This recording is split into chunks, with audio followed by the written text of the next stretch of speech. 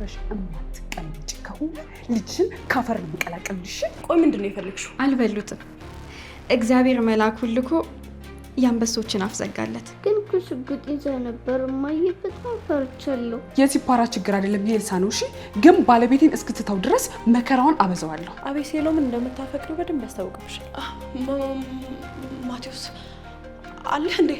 አረ አንቺ እንዳሰብሽው አይደለም። እውነት ልክ ሳያችሁ ክው ብዬ ነው የደነገጥኩት። እዚህ ጉዳይ ላይ እጅሽ አለበት? ወይኔ ስትኝ ባጣ ቆይኝ ደስ ይለኛል ናቲ። እውነትህን ነው? እኔ ይህንን በፍጹም አላውቅም ነበር። በእርግጠኝነት ነው የምነግርሽ፣ ልጅቷን የገደለቻት ኤልሳ ናት። እኔማ የምወደው ሰው ነበር፣ ግን ምን ዋጋ አለው? በዙሪያ ብዙ ሰው አለ። ዝም ብዬ የሚባል ነገር የለም። ብቻሽን ደግሞ ስትለፈልፊ ሰምቼሻለሁ። ታፈቅሪዋለሽ። በእርግጥ እኮ የልጅቷ ገዳይ ኤልሳ መሆኗን ሲያውቅ አቢሴሎም ሊጠላት ይችላል እንዴ? እሺ እና ምን ላድርግ? ስለዚህ አቢሴሎም ሳይሆን እሷ ነች የገደለቻት። አንቺ ደደብ